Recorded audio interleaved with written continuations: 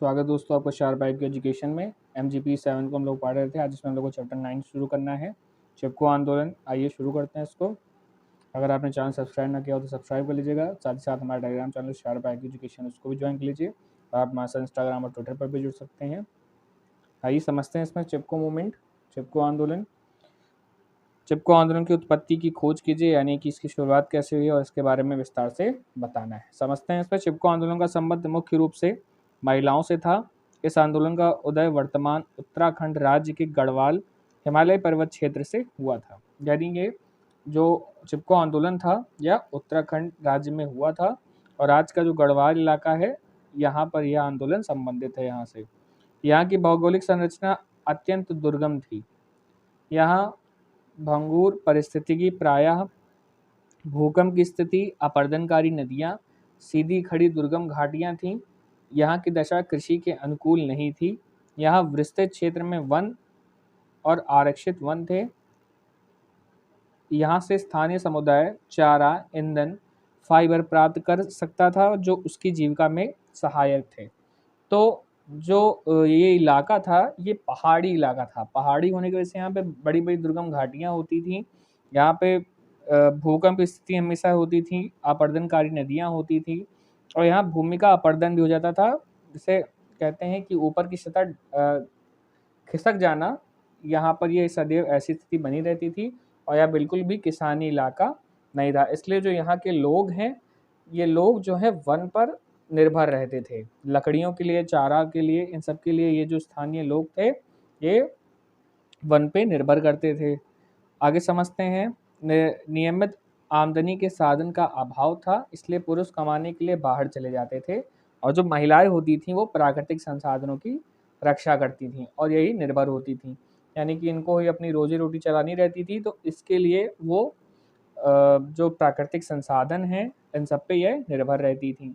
समझते हैं आगे आंदोलन की उत्पत्ति के कारण, कैसे आंदोलन की शुरुआत हुई। इन क्षेत्रों में वनों की कटाई बड़े पैमाने पर हो रही थी, यानी कि जो पेड़ों की कटाई है इन क्षेत्रों में बड़ी तेजी से हो रही थी। वस्तुतः जो बढ़ती जनसंख्या है और जो शहरी बाशिंदे हैं उनकी ज़रूरतों को देखते हुए और उनको पूरा करने के लिए नवीनीकरण किया जा रहा था और जो ये पेड़ हैं उनकी कटाई हो रही थी। सर्वप्रथम वन कानून ब्रिटिश शासन की अवधि में किए गए, यानी जो वन कानून है ये ब्रिटिश शासन की अवधि में लागू किए गए थे, इसलिए अंग्रेज निर्दयता से वनों का शोषण करते थे। वेबर ने लिखा है कि वन कानून के ठेकेदारों के निहित स्वार्थ को बचाने के लिए बनाए गए थे। यानी कि जो वन कानून बनाए गए थे इनमें जो ठेकेदार के स्वार्थ हैं उनको ध्यान में रखा गया था और इनको बचाने के लिए ही कानून बनाए गए थे। आगे समझते हैं। वेबर का यह भी कहना है कि वाणिज्यिक और रेलवे लिंक परियोजना के भारी मांग पर सन 1840 और 1885 के दौरान टेहरी गढ़वाल राज्य के में दोहन के लिए ठेकेदारों को वन पट्टे पर दिए गए थे। यानी कि जो वाणिज्यिक है, इंडस्ट्रीज और रेलवे लिंक परियोजना है, यानी रेलवे लाइन जो बिछानी रहती है, इसकी भारी मांग को चलते हुए 1840 और 1885 में के दौरान जो टेहरी गढ़वाल राज्य है इसमें जो वन है ये ठेकेदारों को पट्टे पर दिए गए थे, यानी कि काटने के लिए। उन्होंने आगे यह भी कहा कि वन कानून ठेकेदारों के निहित स्वार्थों को बचाने के लिए बनाए गए थे। यानी जो वन कानून है, वैसे पहले हम लोग डिस्कस कर चुके हैं, इनके निहित स्वार्थों को बचाने के लिए बनाए गए थे।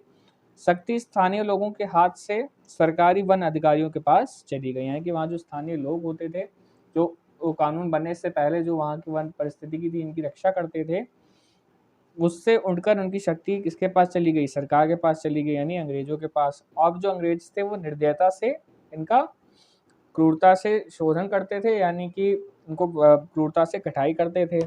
इस प्रकार स्थानीय लोगों ने ठेकेदारों के अतिक्रमण के विरुद्ध आंदोलन किया, जो उनका परंपरागत अधिकार था। तो यहाँ से जो मैटर है चिपको आंदोलन का वो शुरू हुआ। वन का अंधाधुंध कटाई से पर्वतीय महिलाओं को अनेक कठिनाई आती थी।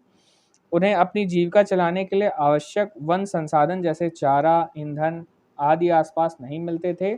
उन्हें इसको प्राप्त करने के लिए बहुत दूर, यानी 5 किलोमीटर तक जाना पड़ता था।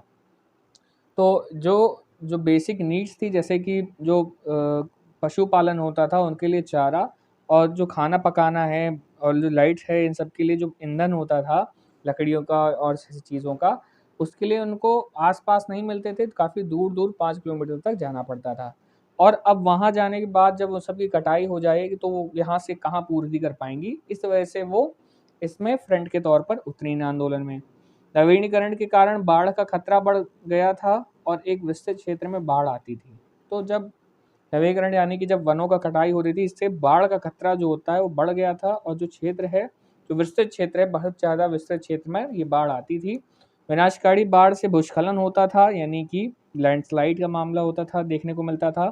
फसलें बर्बाद हो जाती थी, मकान जो होते थे वो गिर जाते थे और जो साथ ही साथ आवागमन का जो साधन होता था और सिंचाई सुविधाएं भी होती थी वो भी नष्ट हो जाती थी। यानी कि चारों तरफ से जो दुष्परिणाम है इसके देखने को मिलते थे।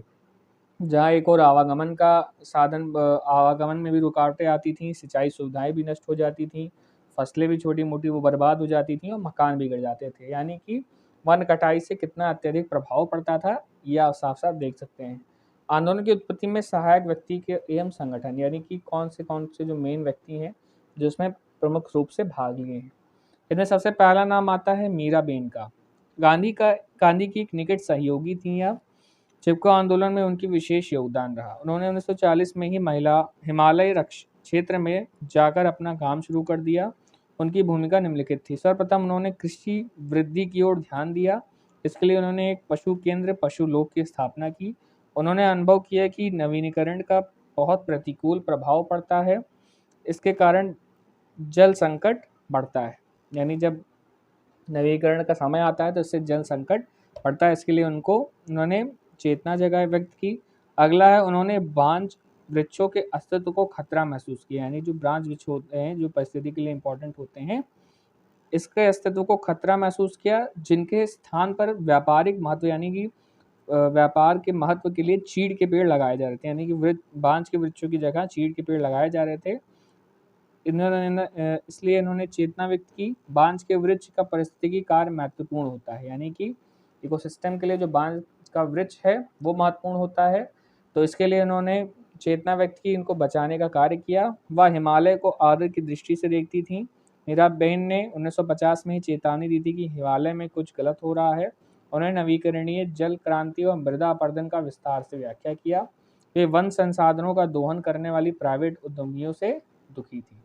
तो यह सभी कुछ उनके अचीवमेंट थे, ये सब के उनके कार्य किए गए थे मीराबेन के। अगला समझते हैं सुंदरलाल बहुगुणा, ये सबसे इम्पोर्टेंट नाम है। इन्होंने मीराबेन के चिपको आंदोलन में सक्रिय रूप से कार्य किया था। इनका संबंध में उनके उच्च विचार समस्याओं के समाधान का योगदान था। वे चिपको आंदोलन के आवश्यक मार्गदर्शन और दिशा निर्देश भी देते थे। अगला समझते हैं सरलाबेन केतरीन मेरी हिमालयन, इनके बारे में समझते हैं। यह भी गांधी जी की शिष्य थी। सेवाग्राम आश्रम के कार्यों में सहायक थी।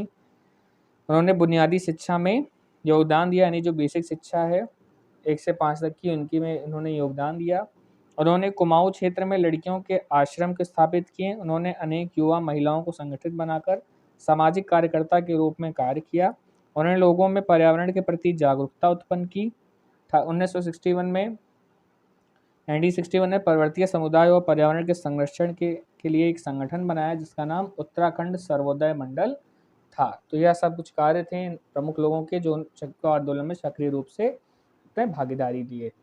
तो यह आज के लेक्चर में इतना ही रखते हैं। नेक्स्ट लेक्चर में हम चैप्टर 10 को पढ़ेंगे और ये मोस्ट इंपॉर्टेंट क्वेश्चन था, ये जरूर से जरूर आना है, इसको आप तैयार कर लीजिएगा। और आपको लेक्चर पसंद आता है कमेंट सेक्शन में जरूर बताएं। चैनल को सब्सक्राइब करें। शुभ दिन, धन्यवाद।